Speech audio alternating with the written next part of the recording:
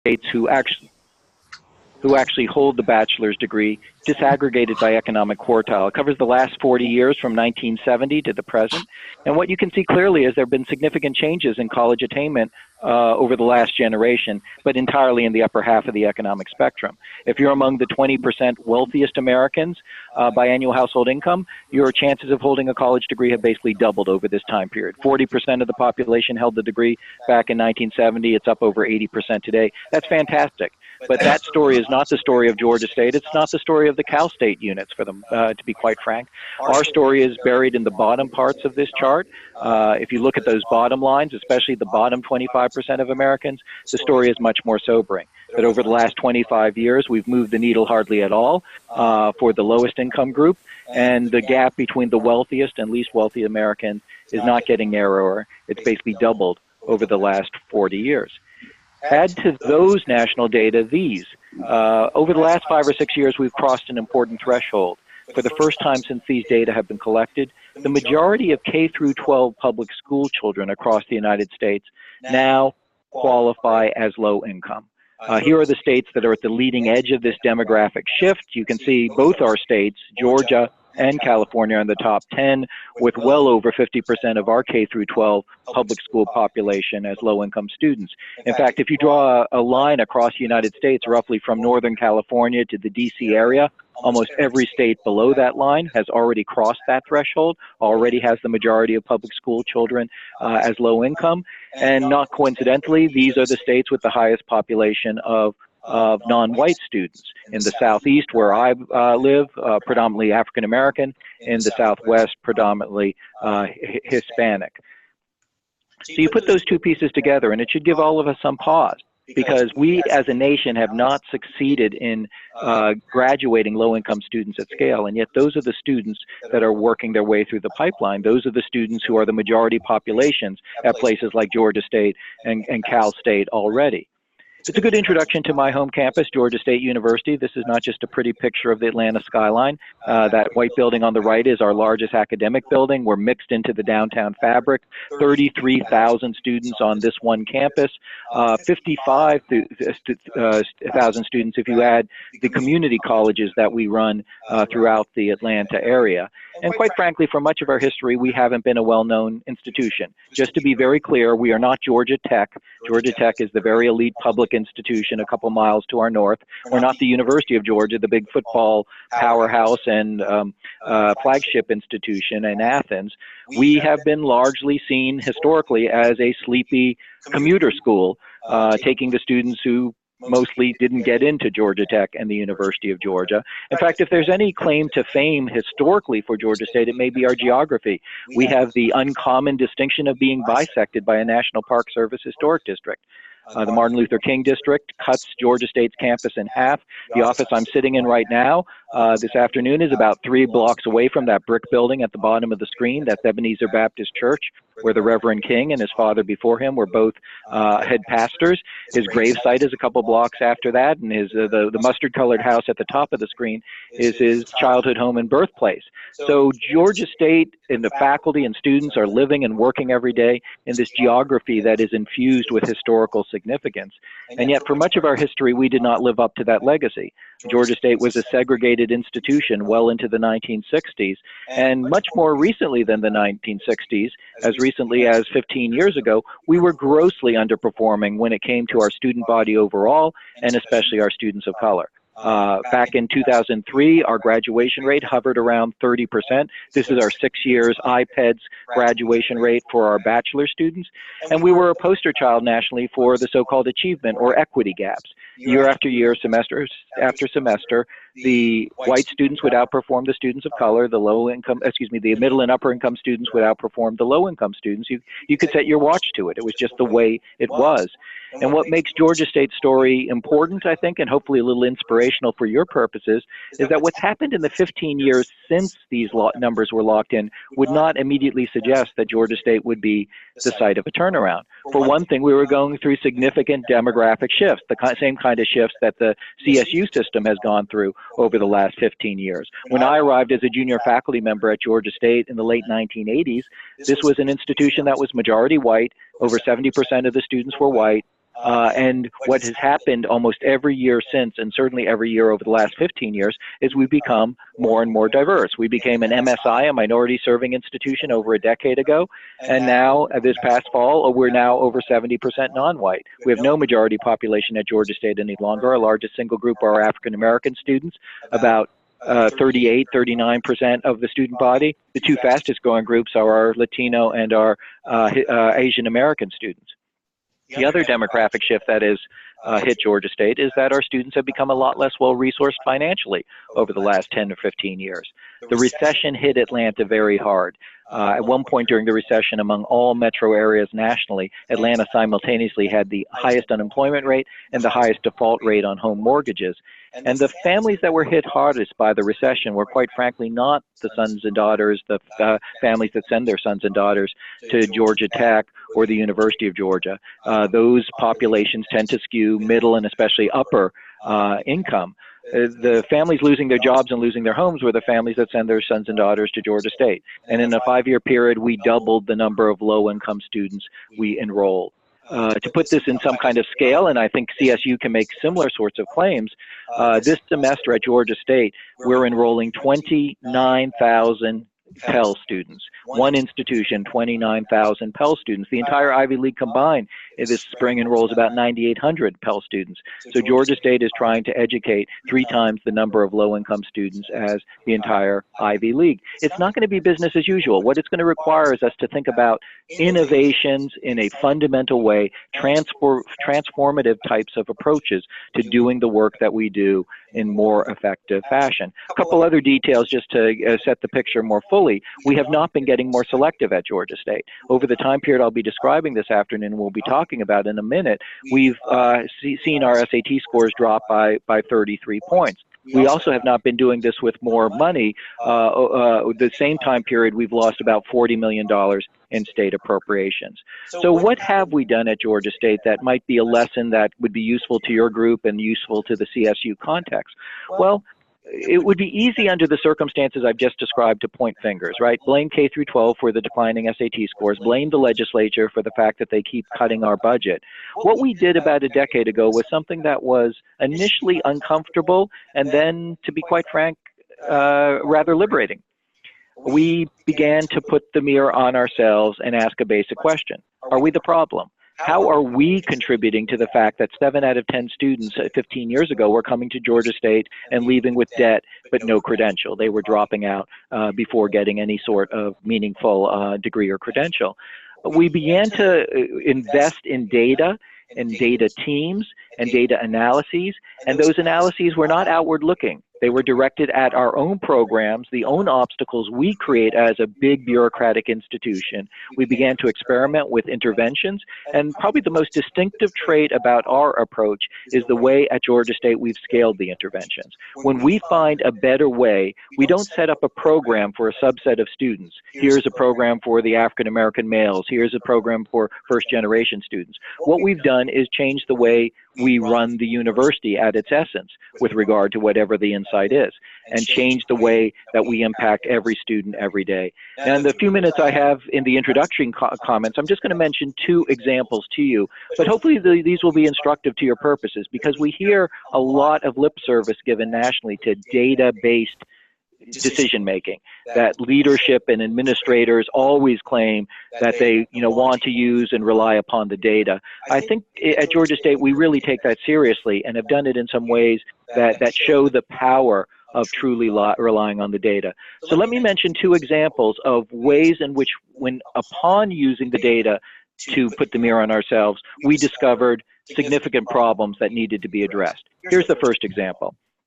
Back in 2010, the average Georgia State student was going through over 2.5 majors before they graduated. These, by the way, were our success stories. These were the students who were actually graduating, and they were bouncing around from degree program to degree program. Every time they switched majors, they were creating added credit hours, added time to degree, added debt load, and a subset were dropping out without graduating.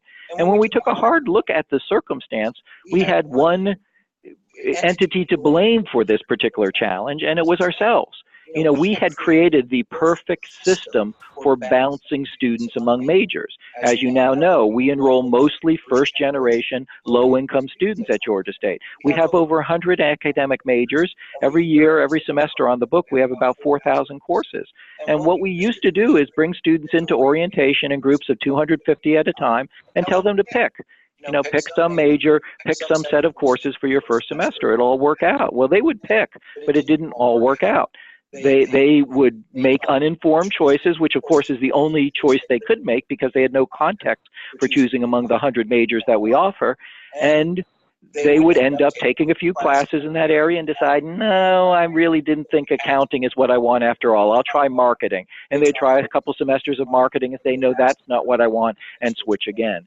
And so, we were really the ones who had orchestrated this particular problem. So what we've done in a very low-cost way is change the way we onboard students at Georgia State with regard to their academic choices. Rather than leaving it up to chance and relying on students to make uninformed decisions, we try to inform them. What does that look like in practice? Well, the first thing is, and this is nothing new or radical, every student coming into Georgia State during their first semester is in a learning community, groups of 25 students who travel in all their classes together. We know from the national data that first-generation students often drop out in the first year because they feel they don't belong. But again, big public universities like Georgia State and CSU units create the perfect recipe for students feeling like they don't belong. You could easily enroll in the first semester at any CSU campus, take 5 classes, and never see the same face again twice. Right? You're just always dealing with a new group of unfamiliar faces.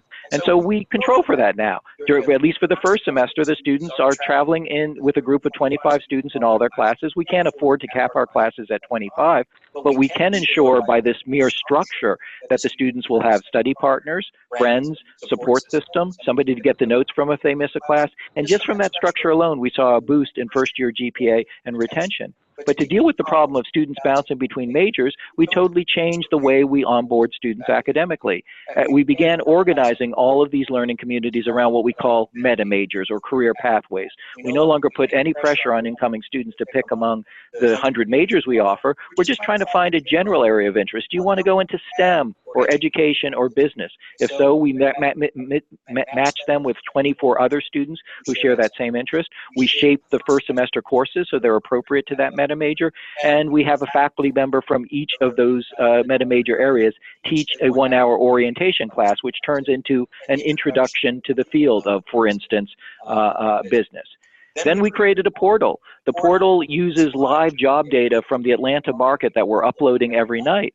If a student is interested in nursing, they can go onto this portal and see for the last 24 hours how many jobs were posted for nurses. What's the starting salary if you have a bachelor's degree? What's the starting salary if you have an associate's degree? What's the average time to degree at Georgia State? But like Amazon or Netflix that say, well, you like these books or movies, you might like these other resources. We say if you're interested in nursing, you may be interested in the degrees we have in health informatics and health management and radiologic technology, and share the data with students on these points. We put this portal in the hands of every advisor on campus, and every advising session of a substantive sort includes a reference to this portal. So students are connecting their courses of major and coursework to their career options at the other end of their educational experience.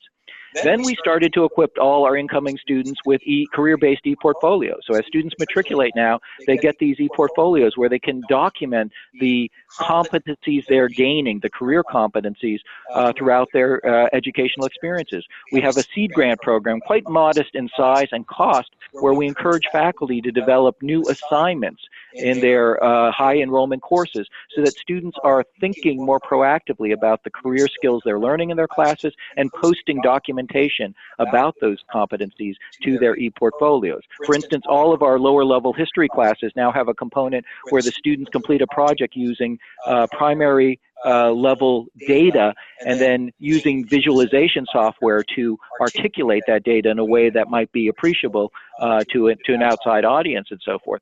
So we have over 700,000 different postings by our students every year now to their ePortfolios. And just by these relatively simple changes where we integrate thinking about career and thinking about the importance of the choice of major into the curriculum from the beginning of the student's experience, we've seen huge changes in student behavior. One is that we have students now taking themselves an own initiative and going to career services. We've had a 7-fold increase in the number of visits to career services over the last 3 years alone. More than that, back in 2015, the average time of a Georgia State student first visited career services was in their final year at Georgia State. Now the average time a Georgia State student is first visiting career services is in their first year at Georgia State. So just from the way we design our programs, we can significantly change student activity and student behavior. And going back to that issue I started with a moment ago of students bouncing between majors, oh, by the way, these changes have had a huge impact on students changing majors after their freshman year. We've had over a 30% drop in the number of students who are changing their majors after their freshman year, just from making sure that the students have the information they need to make informed choices the first time out. The second and final example I'm going to offer before we open it up to conversation is this. And this is a troubling one and an embarrassing one in many ways, that as recently as 7-8 years ago, we were dropping 5,700 students a year, losing them to dropping out. And as you all know, the frustrating thing, or one of the frustrating things about college dropout, is there's never a moment at which a student drops out. If you're declaring bankruptcy, you go into some lawyer's office and sign paperwork. But if you're dropping out of college, it's just a slow drip process. You're registered one semester, you don't register the next. We may send the student email, please come back, encourage them, call them up. They don't register, and after a year, they morph into a dropout. And so what we wanted to ask in 2011 is there a way to identify who these 57 students are, not after the fact, not after they're already gone and dropped out, but 6 months, 12 months, 24 months before they drop out. So we engaged in a big data project. We used 10 years of Georgia State data, 2.5 million grades, 140,000 student records. The point of the big data project was really simple. Could we find any identifiable student behaviors that correlated in a statistically significant way to students dropping and flunking out of the university? We thought we'd find a few dozen. We actually found 800, and what Georgia State has been doing every night for the last almost 7 years is tracking every single undergraduate every night for every one of those 800 risk factors. Every night as we update our student information and other digital systems, we're looking at all those data for any of these 800 behaviors. If any is identified, then the very next morning, the advisor assigned to that student gets an alert in their inbox, and they have 48 hours for an intervention. So they will reach out to the student with some kind of mediation, some kind of help to support. What kind of things are we tracking? A lot of it's just common sense.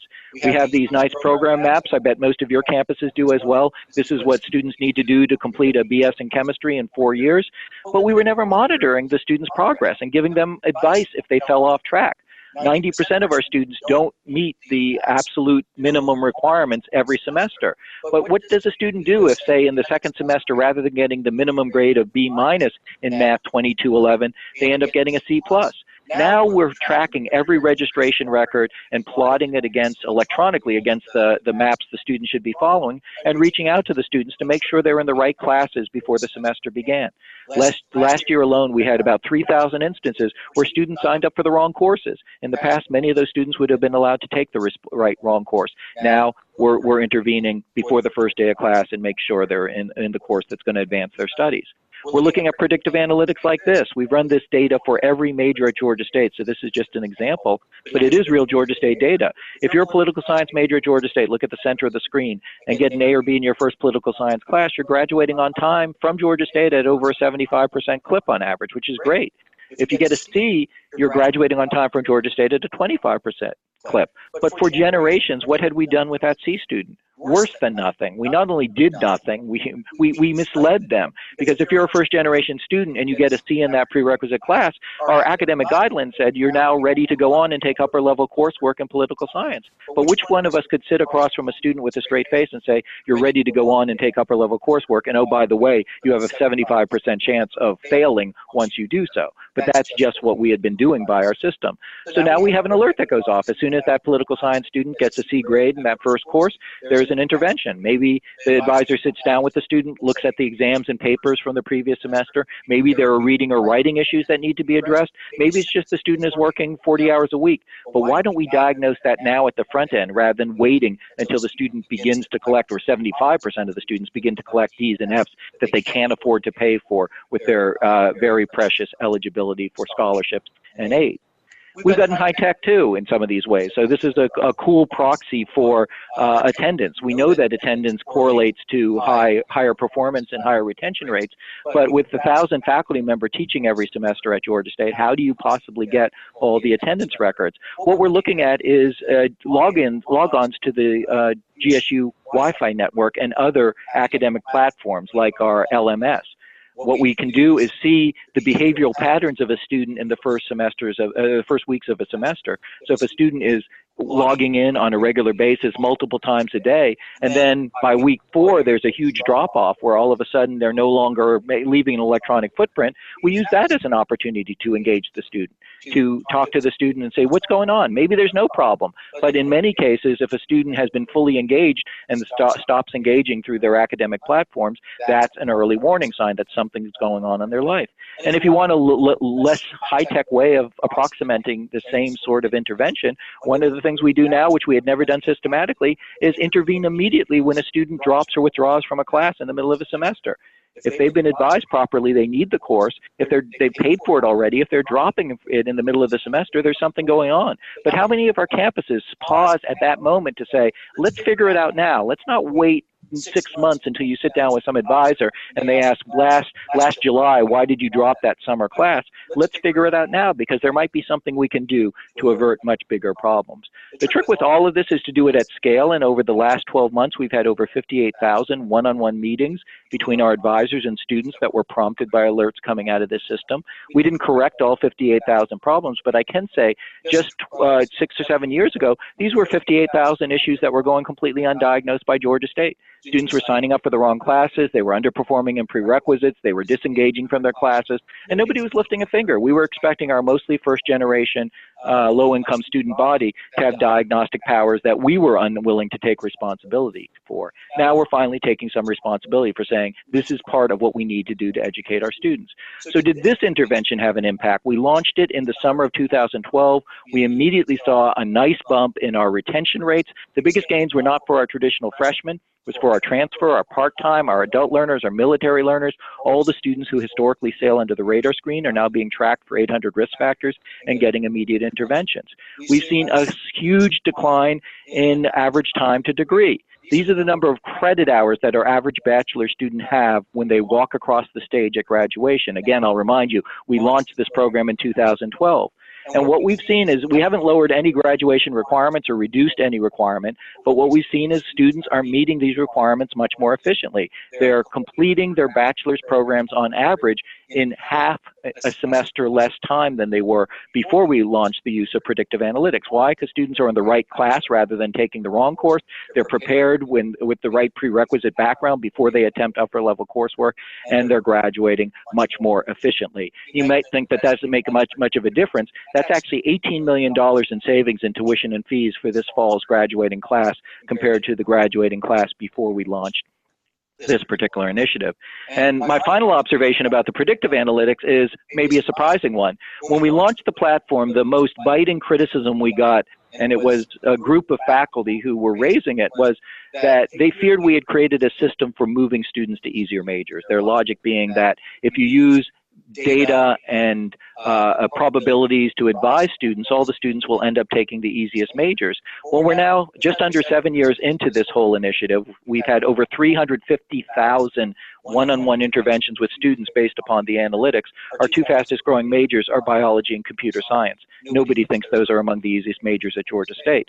And every year since we've had this platform in effect, we've set new records for the number of students completing successfully bachelor's degrees in STEM fields, especially from underserved populations. It's not because we've had a huge increase in the number of students declaring these STEM majors, it's because we've had a huge drop in the number of students declaring these STEM majors and then then wiping out after a semester of 2. We used to be happy to sit back and watch while a student took calculus and biochemistry and struggled and nobody helped, and they ended up with D's and F's, and they either dropped out of Georgia State or we were telling them they had to pick another major because they had failed all the required courses. Now we have interventions as early as 3 weeks into the semester, and students who might have ended up with a D or F on the midterm might be able to pull out a C+ or a B-. And by the final, maybe that's up to a B, and then they're ready to go for the next semester. So put all these pieces together, and what are the aggregate impacts of these sorts of approaches? Well, one of the important ones for our institution is to recognize that, these kind of small incremental changes done in individual offices with small groups of students have a huge aggregate impact. Despite all those demographic shifts I started off by describing, despite the fact that we've doubled the number of low-income students and students of color we enroll over the last decade, we're graduating 2,800 more students every year. And when you look at where those students come from, they come from all the populations that struggle the most. So we're up 67% overall, but we've more than doubled the number of bachelor's degrees we're conferring to our African-American students, our Pell students, our Hispanic students, not because any one of these initiatives is targeted by race, ethnicity, or income level. All of these initiatives are fully available and fully impact all students. But the students who have benefited the most are the students who struggled the most under the insane bureaucracy we used to have in place. These are the students who lack the invisible support system at home, parents and brothers and sisters and aunts and uncles who can tell them, oh, you need to get help now, you need to seek out tutoring and so forth. We're able to do that more systematically, and it's making a huge difference, especially for our undeserved students. And those graduation rates we started with 20 minutes or so ago, those were the blue bars we were looking at for 2003. They haven't increased incrementally, they've increased exponentially. So we've more than doubled our graduation rate for our African American students. We've almost tripled it now for our Hispanic students. And probably the most distinctive trait of Georgia State is for each of the last 4 years, and we believe we're the only public university that can claim this, for each of the last 4 years, our Black, our Hispanic, our first generation, and our low-income or Pell students have all graduated at or above the rate of the student body overall. So not only have the rates gone up, they've gone up disproportionately for the students who struggle the most.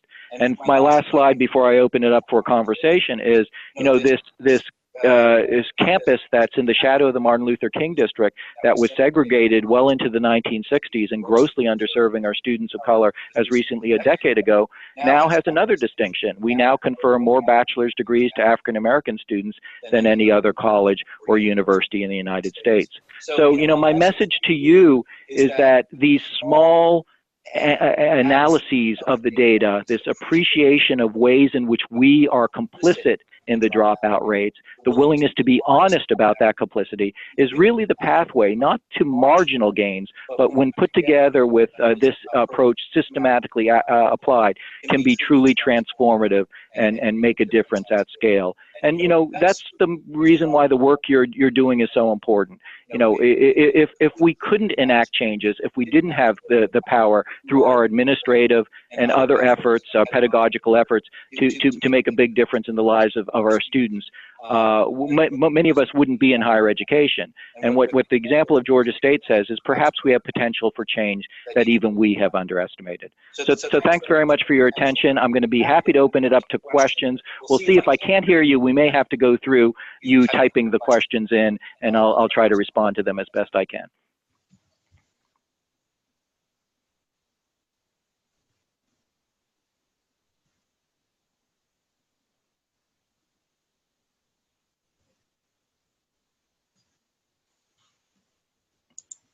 Okay, I'm not hearing anything.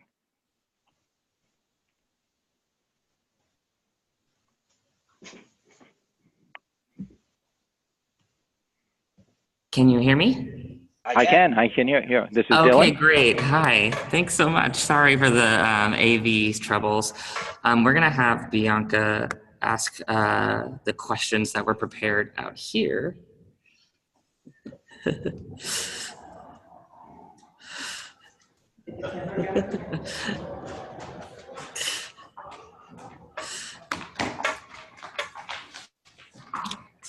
Okay, can you hear me? I can. It's like a video game show, right? So thank you for your time, and actually thank you for that presentation. That was really quite insightful. What we did over the past hour or so was collect questions from the participants in the academy. And these questions range from leadership to buy-in to advising and data. So I'm going to start with a few questions here, and we have 35 minutes or so. So I was hoping we could be a little bit mindful of trying to get to as many questions as possible. Okay. So one of the questions that keeps emerging is, what were some of the interventions that didn't work? How did you assess that they weren't working, and how did you discontinue them? Okay, that's a good question.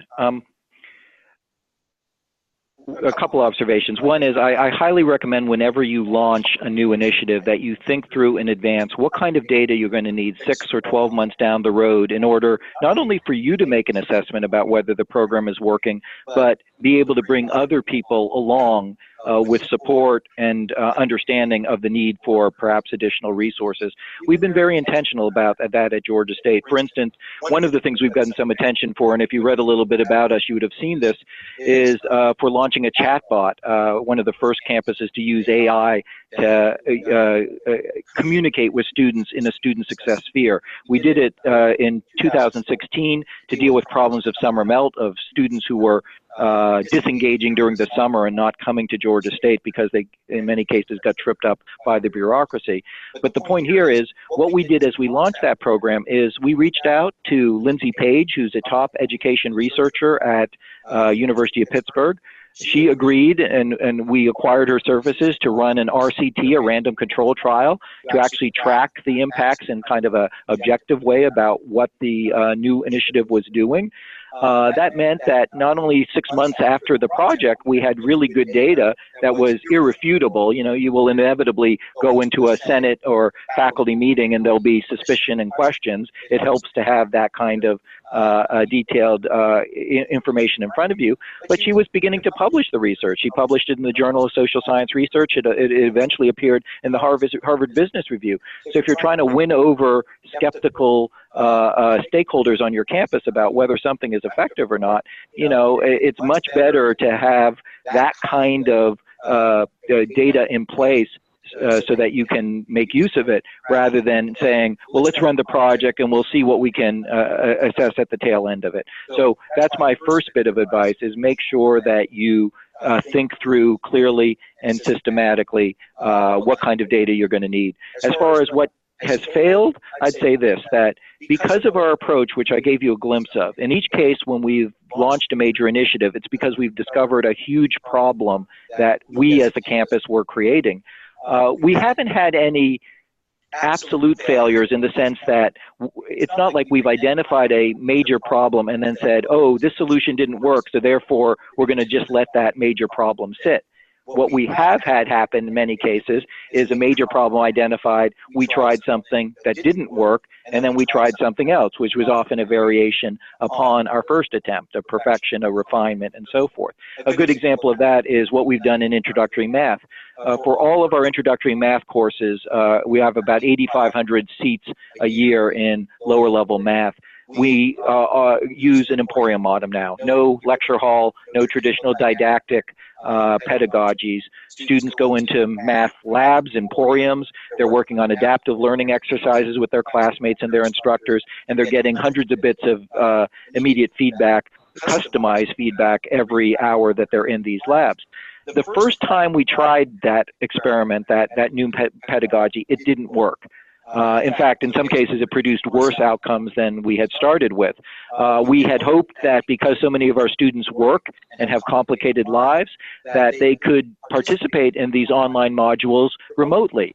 And what we found is, given our student body and given their complicated lives, that we weren't getting good participation, the students were not performing well, and what we had to do then is change the model from one which allowed the students to participate in the online components of the course remotely to one where we built out these what we call mile labs, these math labs, and have them check in as they would a typical class, to even take attendance and make sure they're there with their classmates and their instructors while they do these online adaptive learning exercises. That made all the difference for us. But again, the idea was not, oh, we have this huge problem, which we did. 43% of our students who took math were getting non-passing grades. We're just going to let that number stand, and 43% of the students will continue to get non-passing grades in introductory math. What we said is that first experiment didn't work. How could we refine it, and how could we improve it? And again, the data led us to what became a much better resolution. By the way, we've gotten that DFW rate down, the non-pass rate, from 43% to 28%, and we've tracked the students out in subsequent STEM courses, and they're not only doing better in the first introductory class, they're doing better in the next level course as well. The next question may be almost a yes/no question here, but did you use a different approach in the early years, and this may be even prior to when you joined, before you had data and resources? I think that the resource part of it has been only very, very recent. That much of what we've done has been done at the extreme shoestring, and recognizing that we have more control over the way we design things than we give ourselves credit for. I mean, if you had asked most faculty at Georgia State 10 years ago, would we be able to raise our graduation rates by 23 points overall and raise them by more than 35 points for students of color, they would have said we're crazy. And they would have said we're crazy because they tried all these different approaches, and the students have not improved their outcomes markedly. And so what we've done from the beginning is try to find ways where we could maximize the impacts through simple design changes. I mean, for instance, the first program I described this afternoon, the taking students, putting them in learning communities, or organizing those learning communities around meta majors. The budget, and even if you add the micro grants we're giving faculty to create assignments and so forth, the whole budget for that program is under $100,000 a year. And yet we've seen significant changes in GPA performance, semester-to-semester retention, overall graduation rates, just from getting those students off to the right start. So not everything you do has to be, hugely expensive. The use of predictive analytics in advising, that was more expensive. And in all honesty, the analytics weren't the big part of the cost. The big part of the cost was hiring more academic advisors. But what I encourage you to do is change the conversation on your campus about ROI. If you go to the Georgia State website, the one that I had posted up on the screen a few minutes ago, success.gsu.edu, we have a number of reports done by third parties, including a series of reports that the Gates Foundation paid Boston Consulting to do in ROI studies, return on investment. And what they found, for instance, is that things like the advising initiative, micro grants that we give to our students, many of these are not revenue neutral, they're actually revenue positive. So far from being a cost to the institution, they're bringing in more revenues than they're costing us. Why? Because every 1% we improve our retention rate at Georgia State, every 1% more we hold on to students who otherwise would walk away, that's worth about $3 million a year in additional revenues. So moving from an institution that had low graduation rates to an institution that has, at least modestly strong graduation rate, 23 points better, we're talking about tens of millions of dollars of additional revenues that are available every academic year.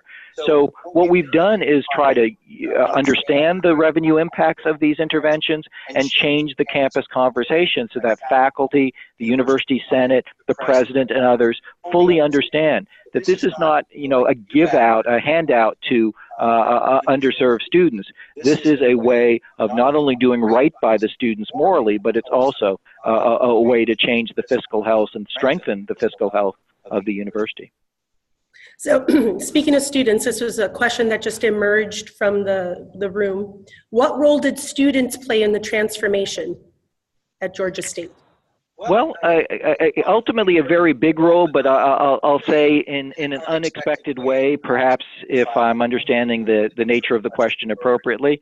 We do get lots and lots of student input on a day-to-day basis. For instance, when we launched the predictive analytics in advising, where we have 50,000 plus meetings with students a year, we were very unsure about how students would interact with the data and what they were learning from their advisors. We're a sunshine law state, and we made a commitment to share everything that the advisor can see with the student. There's nothing that we should be hiding from them. If the advisor is saying you might need more math help because you're a neuroscience major and you got a C+ in your first math course, the advisor will share that data with the student fully and treat them as equals. In fact, when we launched the advising initiative, we bought every advisor on campus a second monitor so that the student could see exactly the same thing the advisor was seeing in every sit-down meeting. But the other thing we did is we launched an online assessment survey. So every time a student left the advising center, they would complete on their smart devices. They just scan a barcode and it loads the survey to their iPads or their phones and so forth. They could answer a quick survey. So we have tens of thousands of immediate responses to what went on. All that is valuable. I certainly value the student input. When I mentioned the chatbot earlier, that was another new experiment. I don't think any campus had used an AI-enhanced chatbot before. We did focus groups after that launch to get a sense of what worked and what didn't. We found all kinds of interesting things. The most sobering thing we heard, by the way, and we heard it repeatedly, is students telling us they asked the chatbot questions that they wouldn't have asked a human being because they were embarrassed. You know, if you can't get your biological father to sign the FAFSA form because you haven't seen your biological father for the last 2 years, you don't necessarily want to go into some stranger's office and, you know, spill out your personal history. And the students told us in those focus groups they liked the chatbot because they knew it was a tool that would be non-judgmental, that they could go and ask it any questions and there wouldn't be any, you know, a risk of exposing their own lack of understanding or their own personal history and so forth. So that's valuable too. But what I want to say that may be a little less expected as a response to that question is the most important thing we've done at Georgia State in listening to students is begin listening to the data. Because what we see in the data are all kinds of things that our students themselves might be not able to articulate. You know, that example, and it's just one relatively insignificant example, of the C student in political science who all of a sudden is at grave risk. You know, the political science faculty didn't realize that. They may have thought about it at times in passing, but never systematically realized the impact that on that C student once they go on to upper level coursework. And certainly the students themselves didn't perceive that they were at risk. They thought they were just fine because they had gotten the minimum passing grade they needed to get. It was only by really looking at the data systematically that we began to realize that there was a very important voice that the student was giving rise to that we hadn't been hearing and we hadn't been taking any account to. So that, again, is, I think, why we think the data is so important, because you can hear things and learn things that maybe even in some instances the person experiencing it is unaware of. So we spoke about students. The next question is going to be about faculty. How were faculty involved in this process, or was this process something that had to work around faculty? And if faculty were involved, how were they engaged? Okay, that's another good question. I'll say just at the top that I am a full professor here at Georgia State. I've been a faculty member here for years. Two observations there, and I think these are important for the people in leadership roles across the Cal State system, including those who are emerging leaders. One is, we've been able to enact lots and lots of changes, including huge improvements in student outcomes, without requiring, and I emphasize the requiring, faculty on a day-to-day basis to systematically change what they're doing in the classroom. We've seen huge bumps, and you saw a couple examples this afternoon, in changing the way we register and onboard students, which is really not something that directly required faculty to transform the way they behave on a day-to-day basis. The students are basically taking the same classes, but they're in these cohorts and so forth. And we've gotten really positive results from that. And then with the advising, the tracking we're doing, although we do encourage faculty to give us early alerts, most of the data that we're collecting for those alerts do not require the faculty to do anything other than what they are currently doing, which is to register students in their classes and to give them final grades and so forth. That's where a lot of the predictions are coming from. And the advisors are mostly professional. Before we launched the initiative, we had lots of faculty advisors, but we've moved more to a professional model where it's the professional advisors who are tracking the students on a day-to-day basis and intervening when any of those alerts are triggered. And I think that's important because I've heard, and I've been out to the Cal State system before. In fact, I was just there earlier this semester, and I was just on the campus of Long Beach like 2 weeks ago. You sometimes hear, oh, well, our faculty wouldn't go for that, or we have unionized faculty and it would take us years to get some of, significant changes in place.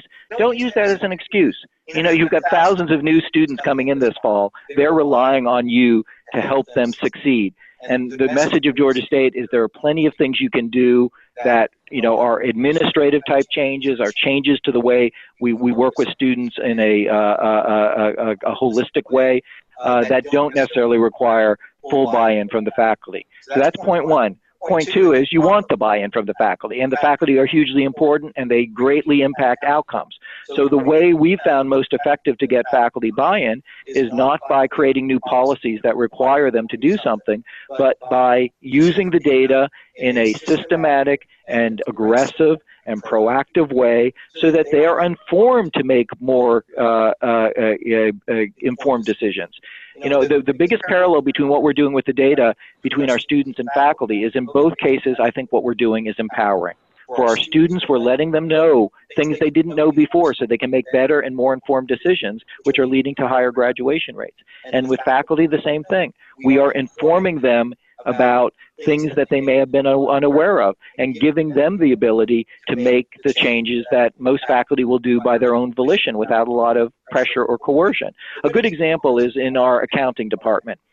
When we started running the alerts that began going off 7 years ago on a nightly basis, we began seeing that about a third of the students who were taking an introduction to accounting courses at Georgia State were failing the course in the first 3 or 4 weeks. So they were really struggling, they were doing poor on the first quizzes, they were reaching out for help and so forth. But until we were really collecting that data systematically, the accounting faculty were never really fully aware of the extent of the problem. And once they became aware of the problem, then they took control of the circumstance. Maybe there are ways we can teach the first third of the course in a different approach. Maybe we should reorder, or maybe we shouldn't assume the students have this particular type of knowledge. We also began creating an expanded near-peer tutoring program where students who succeed in Introduction to Accounting at the undergraduate level are hired back the next semester to sit in the course. They're paid for the whole semester to sit in the course to become a resource and to do group tutoring sessions in the class. And so those opportunities, which do require faculty buy-in to change the curriculum, obviously, but also buy-in to mentor and work with the near-peer tutor in the class. Those sorts of innovations and substantive changes came not by us declaring by dictate that the faculty should participate, but by showing them the data and showing why this may make sense. Our nursing faculty have totally redone the sequencing of the pre-nursing track, the first semesters of the program based upon the data, because they didn't realize previously that the impact of some of the requirements we're having and the sequencing and the ordering of these requirements. So there's not a lot that links faculty together as far as disposition and background and training. A place like Georgia State and most of your campuses, we have business faculty and we have faculty in the fine arts. And you put them in the room together and they may not have a lot personally in common, but all faculty are trained to respect the evidence. That's part of our graduate training, our doctoral training and so forth. And so if you can lead with the data, it often turns the conversation to what you need to turn it to, which is what can we do to respond? How can we use the intelligence and experience in the room to serve our students better? Thank you for that. I'm actually a biology faculty member, so I wanted to disclose that in case that wasn't obvious before. Switching gears to leadership, how are your team's leadership skills developed to take on this mission, or how have they evolved? Yeah, that's a good question too. We've learned a lot of lessons along the way, and I'm happy to share a couple of the lessons with you. Maybe they apply to your context as well. One I've already alluded to, but let me underline it in a slightly different way. Have a communication strategy. When you're doing innovation work, we like to assume that other people are watching and understanding what's going on, and I can assure you that's not the case. Even at Georgia State, where we've got President Obama has talked about our programs, and Bill Gates came and visited us, and I testified before the U.S. Senate, and I've been to speak twice at the White House, and I still go into departmental meetings where literally a third of the faculty say, after I show some of the results I shared with you guys this afternoon, oh, I didn't know we were doing any of this stuff, So you have to assume that you're going to have to drive home the details again and again and message it consistently and have a strategy where you go regularly to the faculty senate, to chair's council, to dean's meetings, or wherever you think it is, to explain what you're doing, to share the data, share the results, and to continue to get input, advice, but also buy-in from faculty stakeholders. Invest in areas that typically are not the first choice of investments. What I would say from our experience over the last 10 years are the two most efficient ways of spending our dollars are buying or paying, hiring data people and advisors. And the irony there is we were doing a lot of this during the recession. So you look back to when we were launching these programs, many of them were launched 2010, 2011, 2012. This was the depths of the recession. And a lot of our peer institutions around Georgia were getting rid of those people, right? We actually were consolidated with a university, a unit in the Georgia system that had responded to the recession by getting rid of almost all of its academic advisors, its counselors, its admissions counselors, and so forth, as a way of cutting costs. And what happened is their enrollments dropped and their retention rates dropped. Literally, their retention rates almost halved over a 5 or 6 year period because they got rid of all the support staff. And at the same time they were doing that, we were improving our retention rates and reinvesting some of that revenue into hiring advisors and data people. The data people are so critical because they can help you use the precious resources you have much more efficiently.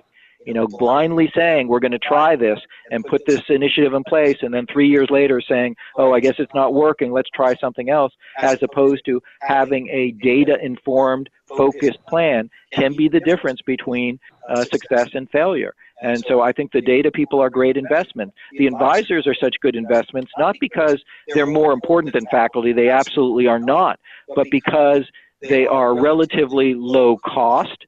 The average advisor at Georgia State is a relatively recently minted college or master's graduate. Their salary level on average is about third that of our average tenured faculty, and they can bring with their skill set and expertise and a component that our faculty don't have. And I'll speak personally. When I arrived at Georgia State, all of our advising was faculty advising. I was probably more conscientious than most because I proved myself to care about these issues a lot, but I wasn't very good at it. I was good at advising within the major, but I wasn't good about understanding distributive requirements and efficiencies and advocating for the student if they couldn't get into their right class and so forth. And now you have a trained team of relatively low-cost professionals who are really good at that stuff, really good at elevating issues and understanding what will serve the students well and so forth.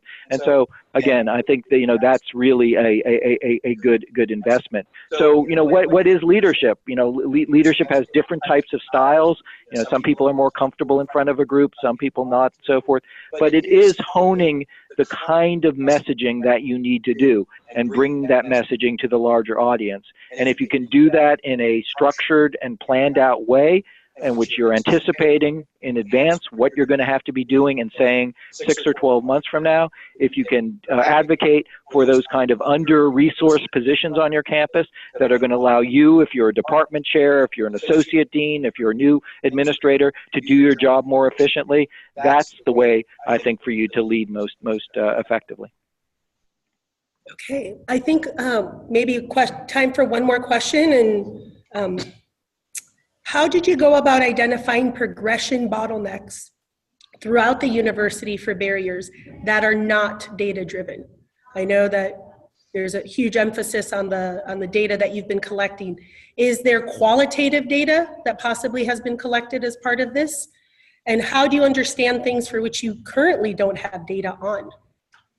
Yeah. How do we know what we don't know?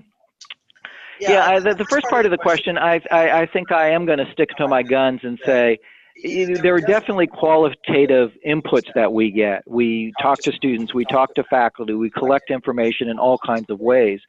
But I do not think that there's been a meaningful example where that alone led us to launch a major intervention or initiative to change the way we do things. Because upon getting that data, which is often a good starting point for learning about a problem, what we then do is try to find a way to confirm it in the data. And I will say that for every intuition out there, we as often are able to disaffirm it as affirm it. You know, I alluded to a moment ago, we recently consolidated with the largest community college in Georgia. And so I've been very recently working with faculty perceptions among our two-year colleagues. And sometimes what they've raised to our attention is really important and insightful and has proven to be an opening to us approaching things in a different way. At other times, the perceptions are not confirmed by the data. We were told as we launched learning communities across the two-year campuses that this would never work on those campuses, that the students' lives were too busy, that they didn't have the time to take 4 or 5 classes together, and that they wouldn't do as well in the classes once they were enrolled. And so we rolled out the program initially at a pilot scale on one of the campuses with just a few learning communities. This past fall, we scaled it across all perimeter college campuses, which is our two-year partner now. And after scaling it up, the students finished the first semester with significantly higher GPAs. They attempted more credit hours. They successfully completed more credit hours, and they were retained between fall and spring at rates 7 percentage points higher than the students who were not in the learning communities. So again, I think qualitative evidence is really important, but I would always pause and say, okay, let's take whatever this perception is, and let's see if there's a way to understand whether it can be confirmed or refuted in the data. Okay, can I squeeze in one last one that just emerged? Absolutely. What data are you collecting now? I know that we saw the EAB, you know, you have 800 variables that it looks like are being updated all the time, but what data are you collecting now at your institution that you did not originally collect? Mm-hmm. Yeah, that's a great question. We've got, I think, 2 things that come immediately to mind. One is we have gotten much more advanced in collecting financial analytics. What we have discovered as we've got better at retaining students who are dropping out for academic reasons is, not surprisingly then, a larger proportion of the students who are dropping out from Georgia State were dropping out for financial reasons, right? That was the other killer influence. And so what we've begun to do is engage in data projects, not unlike the one I described to you about the academics, with regard to financials. Are there early warning signs that a student is getting financially off track? Because if we can catch those warning signs now rather than 12 months from now, we have a much better chance of intervening. And we've seen just that. We've seen one program that we've introduced over the last 18 months is we used to have our financial aid office act independently from other offices on campus in the sense that they would package a student for the academic year. Here's your amount of aid you have available, how much you're going to take out in loans, how much you have in grants, and how much you have available. And then that same student would walk across campus, often the very same day they got packaged by financial aid, and walk into another office and make a decision that was disastrous relative to the packaging that they have. So they'd go over to housing and they say, you know, the housing director or the counselor would say, oh, do you want to have, you know, 4 roommates and share housing, or do you want to have a single room? And the student would say, oh, I want a single room. And not knowing this would basically seal their own fate, would by that decision basically say, I'm going to run out of money for this academic year in the middle of February. And we were never connecting the dots. You know, you'd like to think that the students themselves would do so, but again, most of our incoming freshmen are 17-year-old, first-generation, low-income students. Are we expecting them to be able to say, you know, I know that I don't have the budgeting to be able to pull this off? In fact, just the opposite. They were thinking if an office of Georgia State, the housing office, is offering me this single room, then somebody must know that I can afford it. And yeah, I'd prefer the single room to having, you know, 4 roommates this coming academic year. So we've begun to pull those kind of pieces together. In fact, we've worked with EAB for any of your CSU campuses that are on EAB, so that now there are 14 different financial risk factors that the academic advisors can see on their screens. And you can actually turn on this function as of last spring, a year ago spring, that we helped to develop with EAB. Now, some of your campuses may not want to do so, but I will say this, it's not that the academic counselors are giving financial advice. What they are kind of concierges that notice the problem and make the student aware of it. If a student is visiting because they're trying to pick courses for the next semester, but the student has a financial hold or is running out of compliance with SAP or is running out of eligibility for their Pell Grant and so forth, they can connect the student with the right people and the right resources on campus. So that's one example. The other example is that we've gotten much more into the post-graduation data and analytics. What's happening to our students after graduation? We are in a state that does not allow us to track in any way by student individual number, tax records, and so forth. So how are we getting a sense of what our students are doing? Not by the old method, which was surveys. When we survey alums, we get response rates of about 3%. And that's not statistically significant. But what we have partnered with is an analytics partner that is now looking at the web profile that our alums leave behind. Publicly, our alums post to LinkedIn. There are job websites, there are institutional websites that list their jobs and how long they've been in those jobs and so forth. So we're trolling all that data now in order to get a much more holistic picture of what our students are doing after graduation. It used to be, as I say, that we would have information about 5% of our graduates. Now with this analytic web analysis, we have information about 90% of our graduates. And why that's so important is not only does it help us interact with students after they graduate, but it helps us to implement more effective programs in the here and now. Just like the predictive analytics I've been describing this afternoon are based upon us predicting based on current behaviors what the likely outcomes will be for students down the road. So too, if we can have a better understanding of those outcomes, not just whether the student is going to graduate or not, but how successful they'll be in graduate school, in careers, and so forth down the road, that can help us develop the kind of programs that are going to serve the students and enable them to succeed at the levels they need to. Well, okay. I want to thank you so much for your time. I want to apologize for the technical difficulties, but I think we made it work. Good. I was able to hear you, even if the 82 people in the room were not, but I will follow up. And again, thank you so much. My pleasure. Great being with you all today, and good luck with your project. Thank you. Okay, take care. I'll do this. You can. Okay.